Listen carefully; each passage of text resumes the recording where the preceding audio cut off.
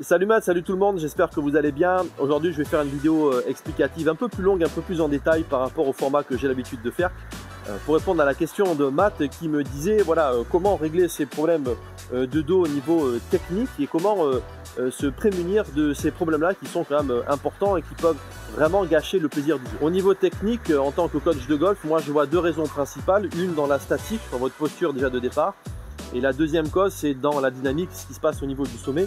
Mais on va le voir juste après. Au niveau de la posture déjà de départ, je vois souvent des élèves qui, au lieu d'avoir le dos droit et gainé, se retrouvent souvent avec des positions voilà, assez cambrées, hein, avec le nombril qui ressort en avant et les muscles du bas du dos qui sont extrêmement sollicités.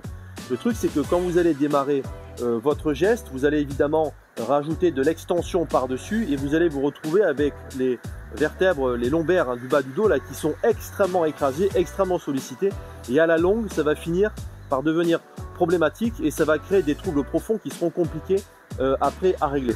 Pour ça, je vous recommande un exercice qui est très simple, l'exercice de la boîte que j'apprécie particulièrement, où vous allez mettre une main au niveau du nombril, de cette façon, et l'autre main au niveau du pubis.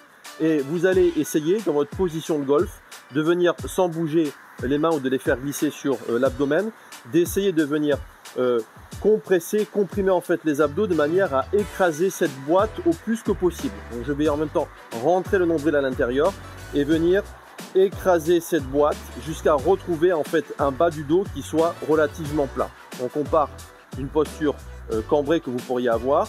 Je prends ma boîte et je vais venir essayer de l'écraser pour retrouver en fait un bas du dos droit.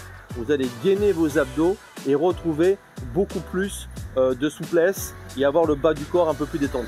Et point numéro 2, cause également que je vois assez souvent dans la dynamique cette fois, c'est ce qui va se passer donc, au sommet du geste, où au lieu d'avoir, je vous le fais de dos, une position du haut du corps qui va être celle-ci, d'accord, je vais me retrouver ce qu'on appelle en pivot inversé, où le haut du corps va être cette fois là.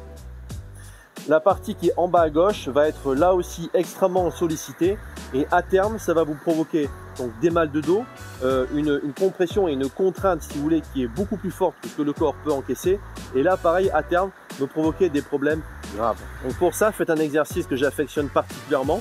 Vous allez vous mettre juste en contact avec l'angle d'un mur ou la poutre du practice ou peu importe, quelque chose en tout cas qui fasse angle, et vous allez dans votre backswing essayer de faire basculer votre fesse droite de l'autre côté de l'angle du mur ou de la poutre.